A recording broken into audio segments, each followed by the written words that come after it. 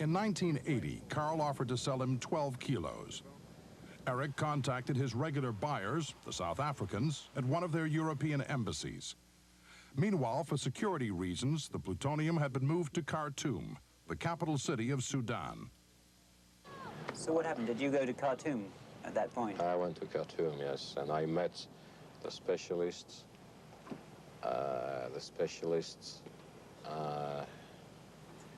of the country I was dealing with, who was interested in buying. They did check the specs, they did take a sample. Where was the material being kept in Khartoum? In the Khartoum airport, in a hangar on the Khartoum airport. It was big drums, black drums of lead, concrete, or whatever you need to protect the plutonium.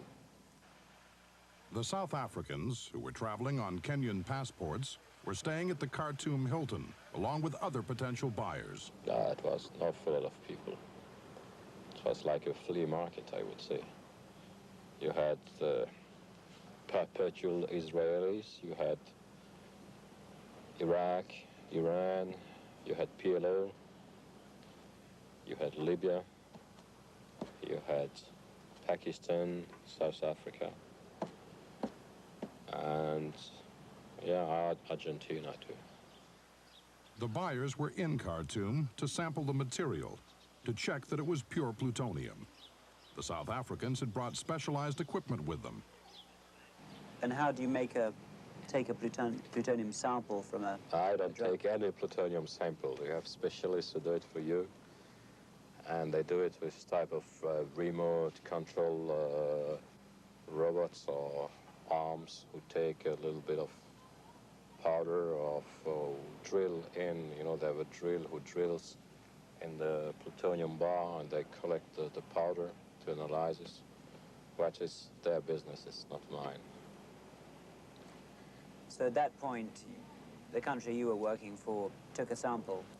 They took a sample, they analyzed it, it was pure, 99-point-something% pure plutonium. So it was weapons-grade plutonium? Absolutely, yes. At this point, Eric began negotiations with Carl, the man who was selling the plutonium. The South Africans made an offer of $5 million per kilo. Carl did refuse. It was not enough for him. He had people with him, you know, Swiss bankers and Swiss advisor, and they just refused flat. They say, we have a price, you know, don't be silly, we have other people lining up after you to buy. If you don't want that price, bye-bye. Eric later heard that this consignment of black market plutonium was bought by Iraq and taken to the Osirak nuclear research reactor near Baghdad. In 1975, Saddam Hussein, the president of Iraq, had initiated a clandestine weapons program, which was closely monitored by Israel's Secret Service, Mossad. Then on the 7th of June, 1981, just a few months after the Khartoum black market deal, Israeli jets bombed the Osirak nuclear research reactor.